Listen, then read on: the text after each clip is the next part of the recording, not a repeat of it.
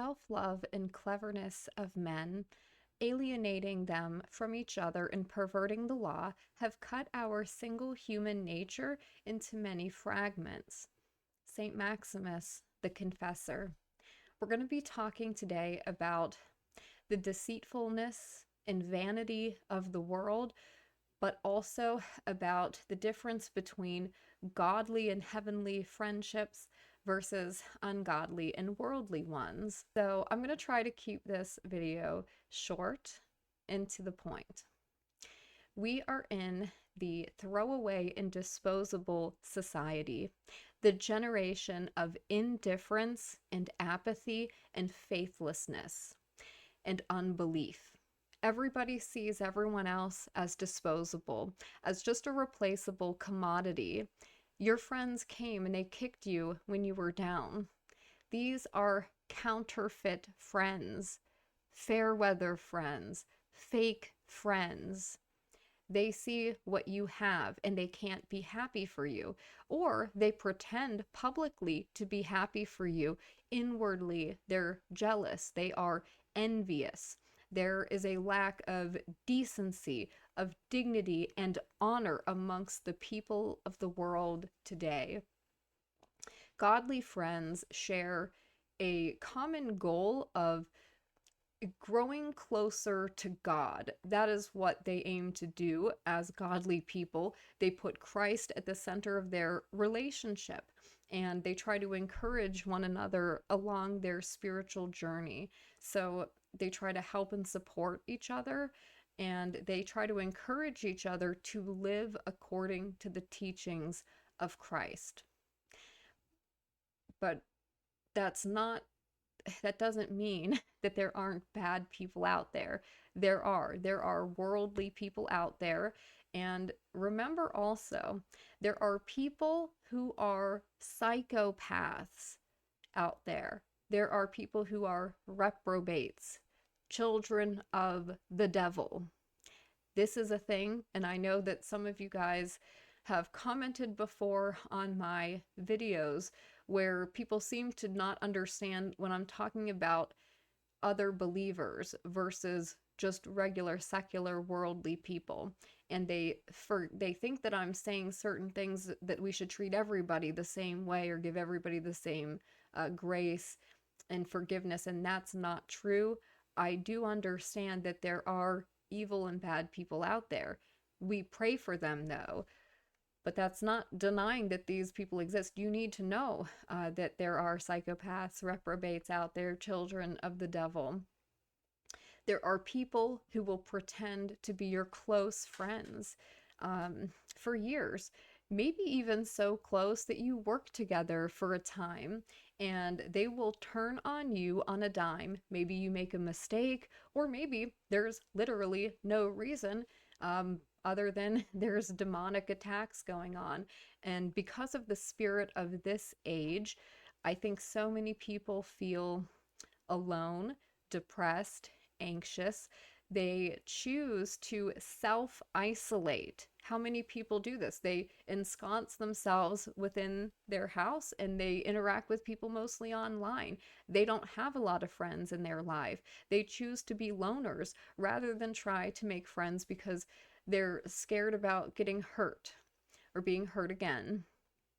Godly friends encourage and support each other to pursue virtue and honorable things, but they also hold each other accountable. Your good godly friends will hold you accountable in the sense that not to be mean to you, not to be harsh or judgmental with you, but they're holding you accountable like for your benefit to prevent you from veering down the wrong path, and to prevent you from going down a path that would be ruinous to yourself. That's why they hold each other accountable. Godly friends are selfless. They're more concerned about what is best for the other person, not the self. It is a selfless and sacrificial love. Worldly, though, and fake friends are focused on worldly things, vain things, material success. They're focused on like their pleasures. That's their main priority. They're not focused on God. They're not focused on the their spiritual health. They're not focused on the salvation of their soul.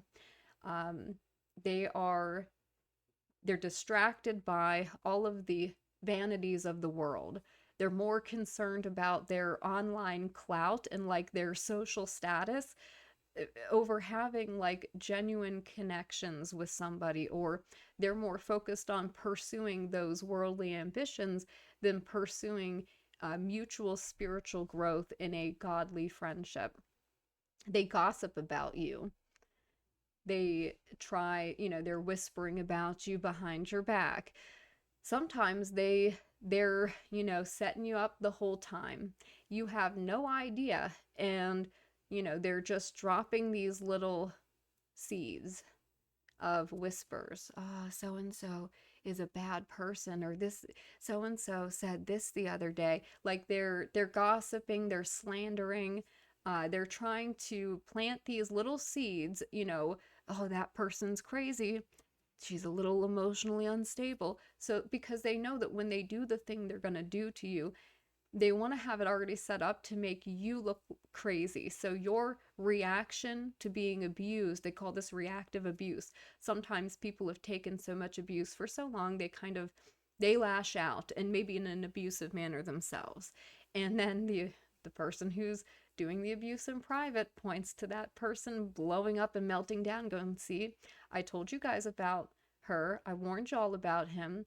I told you he was unstable. I told you he was crazy, or I told you she was crazy.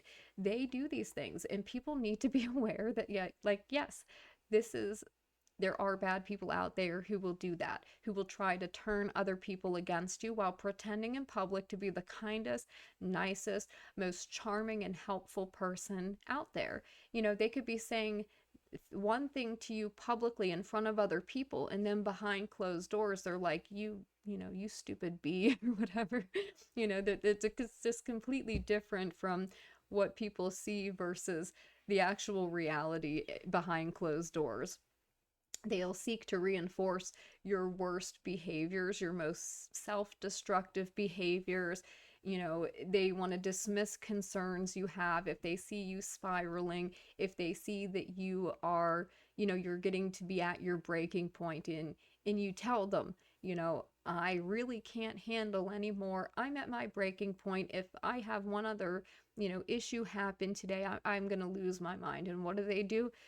Boom, they drop the 50-pound anvil on your back, and they do it on purpose. And then they sit there gleefully to see what happens. Oh, and to watch, your meltdown further. And so these are people who are more concerned of like, what can I gain out of this? What can I benefit?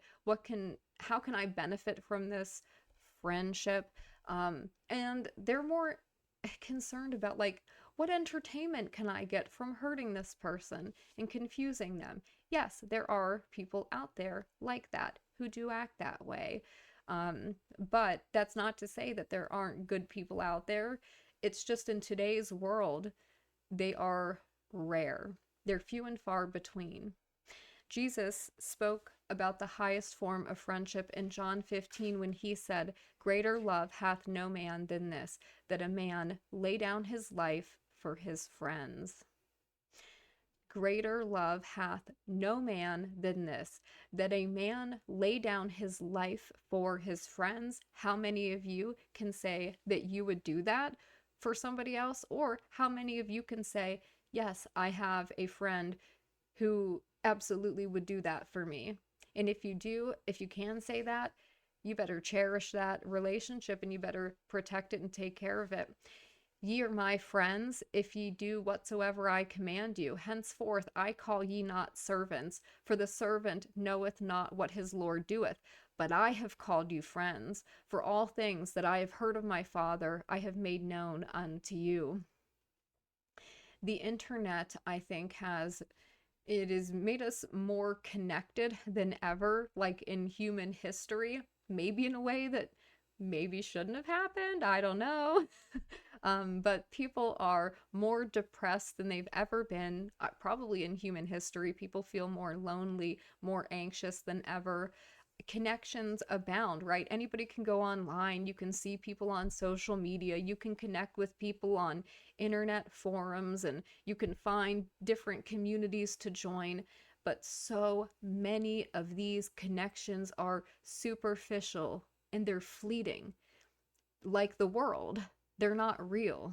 Here one day, gone the next.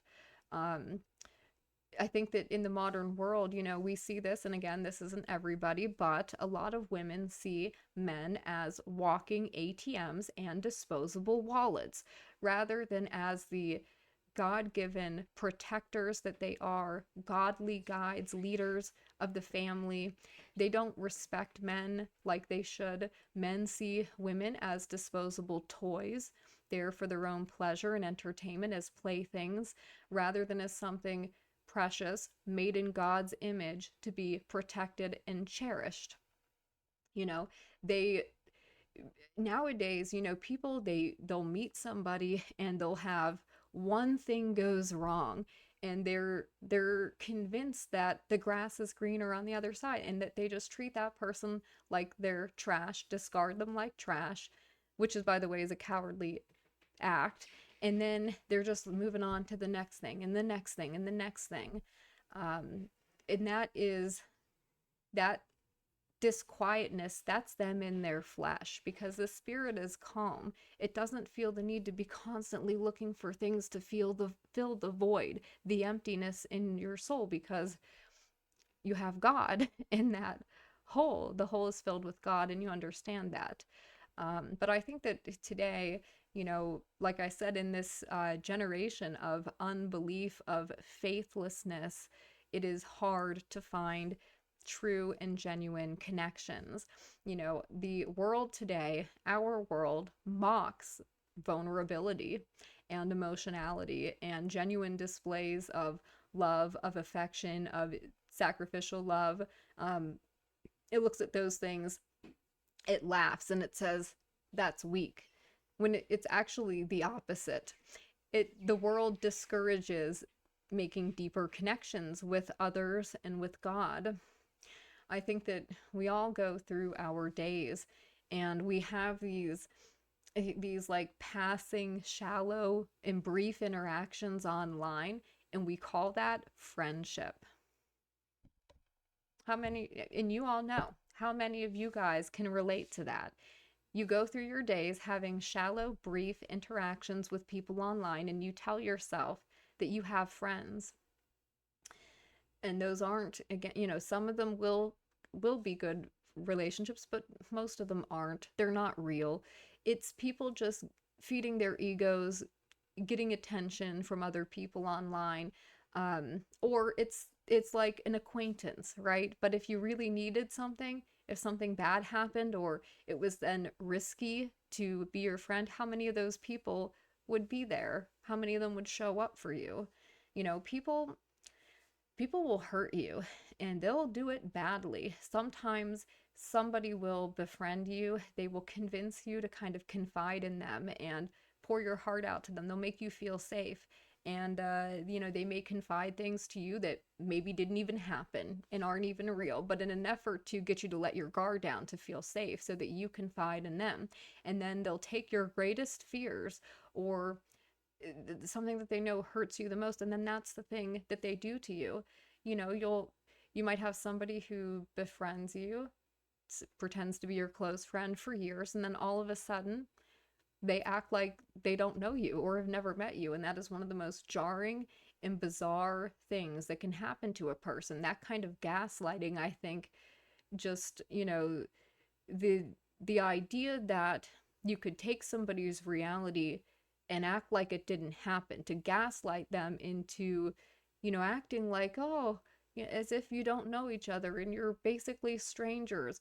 It is weird. That is done to mess with somebody psychologically.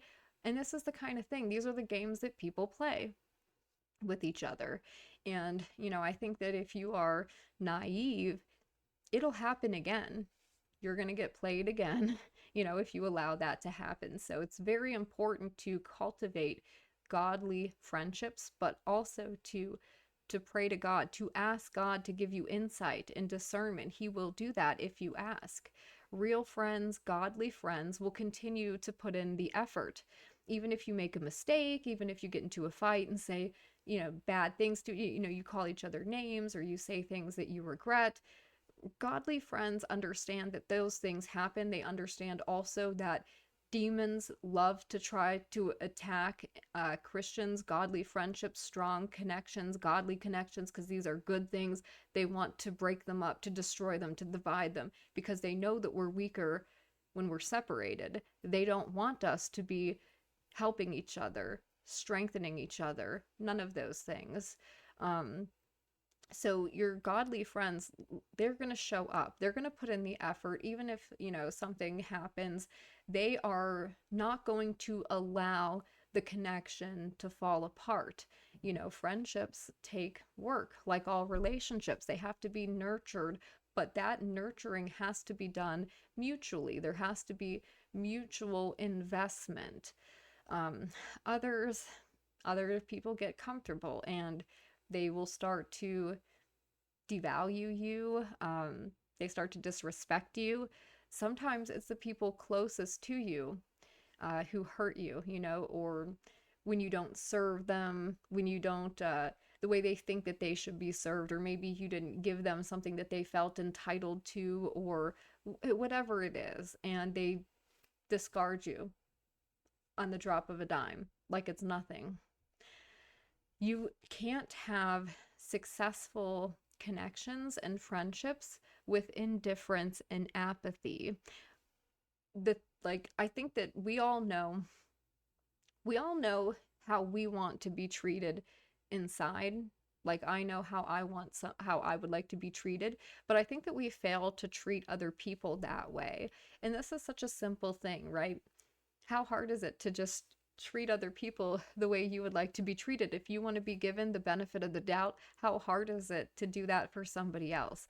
But this is something we all do and we all need to work on. People play games with each other.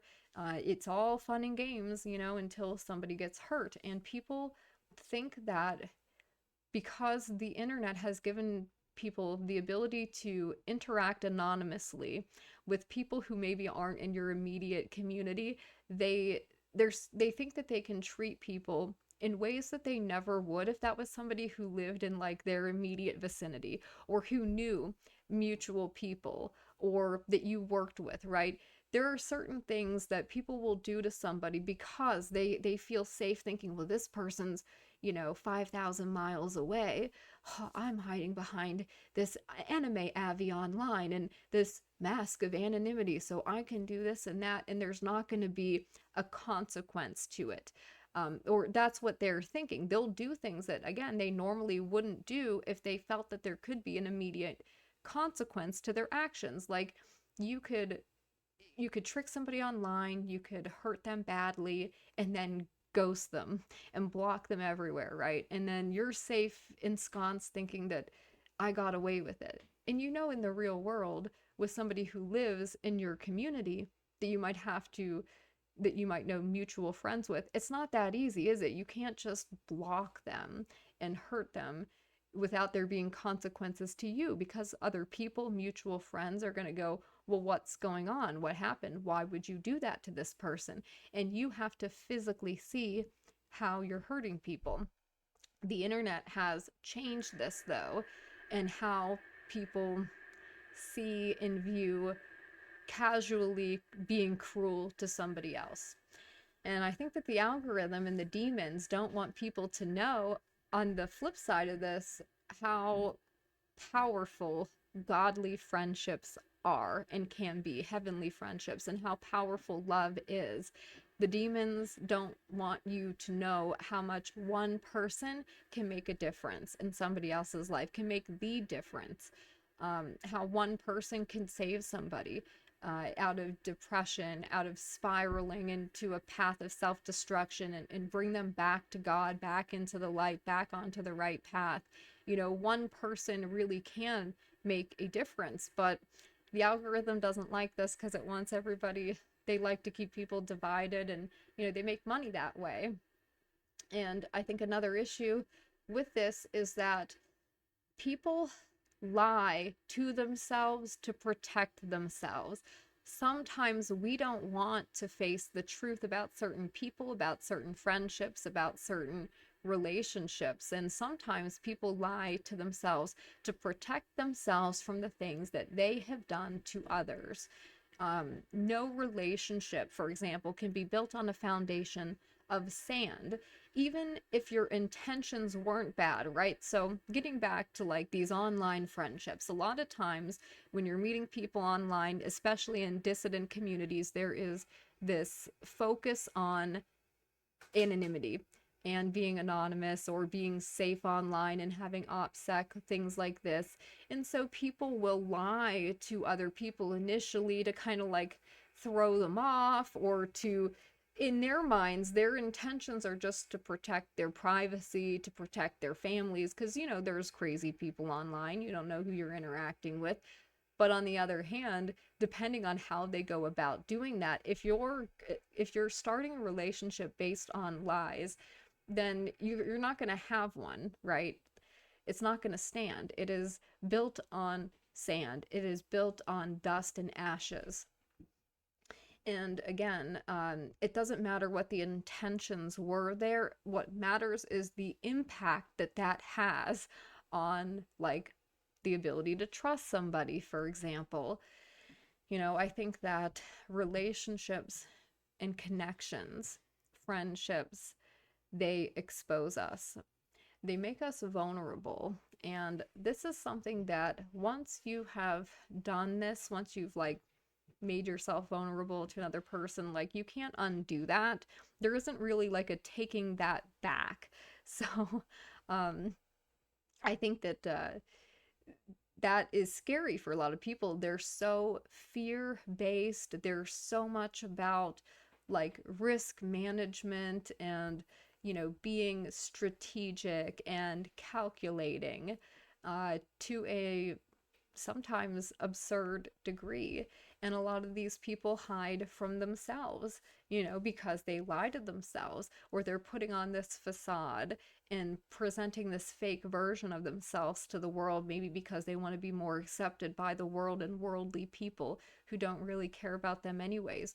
But if you're always hiding from like who you really are, your true feelings, if you're suppressing them, how long is it until that person, like the real you, no longer even exists, and the only thing that is left is the mask, is the facade that you adopted, and all that's left is the shell of the person you once were. You know, love isn't effortless. It requires a lot of work.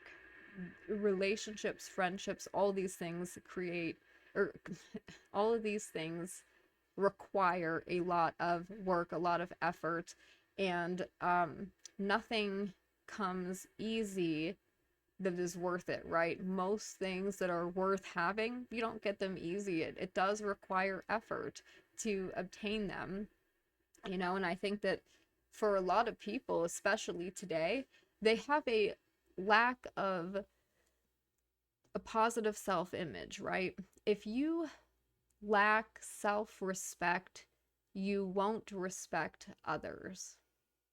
If you don't respect yourself, how can you respect others? If you don't love yourself, how can you love other people? If you don't love God, how do you love other people? And again, as the Bible tells us, perfect love casts out fear. Behaviors we see in this throwaway, disposable society, in this deceitful and vain world, things like swiping for somebody online on these online dating apps, where people are just viewed as judged quickly, disposed with a simple swipe, ghosting, discarding people. These are all fear-based and cowardly behaviors and decisions by the emotionally unstable, by people who have a lack of accountability to themselves, to others. So many people are like, they're like a brick wall.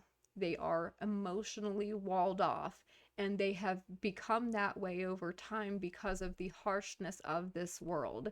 They think that everybody is trying to trick them. Everybody's out to get them. They cringe and they laugh at true expressions of vulnerability when somebody, maybe makes himself vulnerable and says something to them that is a little embarrassing. They laugh at that person rather than actually feel and acknowledge that.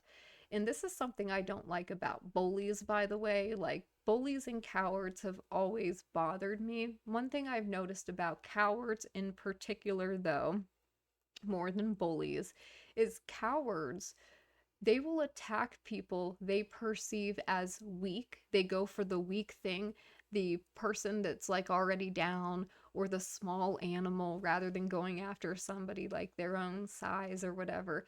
They're weak people, and they'll attack the small thing, the thing that can't really defend itself.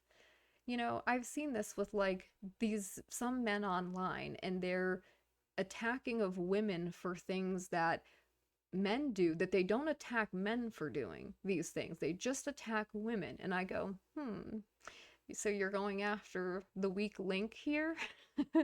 The weak soft target, you know? And I've noticed the other thing about cowards and what they do is they gang up on the strong. When there's a strong person who has integrity and honor, this offends certain people. They don't like that strength, that scares them, and they need to tear that person down and destroy them. So they'll gang up like a pack of hyenas or something. They can't do it on their own. They have to have a pack of people. They have to employ and utilize their, I guess you would call it, flying monkeys, and then they attack the strong person to try to tear them down because that was a monument to everything that made them feel inadequate. And it's hard out there. I know that. It is hard to trust people. It's hard to get close to people. Sometimes people mean the things they say, but most of the time they don't. So many people are fake, or they just lie without thinking or caring. Um, they overlook the hard work of other people because they don't see it. So they think that they deserve what other people have. They assume other people had an easy life or didn't have to struggle like they have had to struggle. And just when you think that, like, oh, I finally have found, I finally have one good friendship or connection, and you think that person would never do these things that other people have done, or they would never do this one thing, boom, that's when they do it. And it may not even be like on their own volition. Sometimes the demons attack and they cause these things to happen, or they influence these things to happen. And that is, that does, I think that happens a lot. And I think also people nowadays just, they're so quick to quit at the first sign of difficulty, at the first sign of trouble, and they give up. They give up on themselves, they give up on other people, and they don't give somebody the same amount of second chances they would want themselves to be given. I think that, like I said, I've seen where somebody is attacked, they're doing something, and there could be somebody else doing the same thing, and they wouldn't have a problem with it if it's that person doing it. But because it's this person, and they're always positive, they're always talking about Jesus or whatever, they really don't like it when it's this person, and then they have a problem with it, and then here come all of the demons out to attack and to hiss. Here come the snakes. And look, that's just the way that it is. And so I really want to encourage people to think more about this stuff, to spend your time trying to cultivate godly and heavenly friendships. Do not be deceived by counterfeit friends, fake friends, and don't be deceived by the falseness of this world. The world is vanity. it is vainglory, and it is gone in an instant. This world is already dying, it's passing away. We don't need to be concerned with these things. We should be concerned primarily on our salvation. And if for people who didn't know, to like wrap the video up, I know I struggled with this when I was younger, of what why are we here? Why do we exist? What's the purpose of life? Things like that. These questions that people call the big questions, they're really not that difficult to understand. I'll tell you right now, you're here to glorify God, not just through how you live your life, as Christ lived his life, but through your connections to other people, through how you love other people, the things that you do for them, according to God's will for his glory. That is why we're here. And these are the things that we should be focused on. Anyways, this has been long enough. I rambled a lot more than I thought I was going to, so I'm interested to know your thoughts. Do you agree with this? Do you disagree? And also, please remember to like the video, to subscribe, and to comment. That always helps, and I hope you guys have a good day.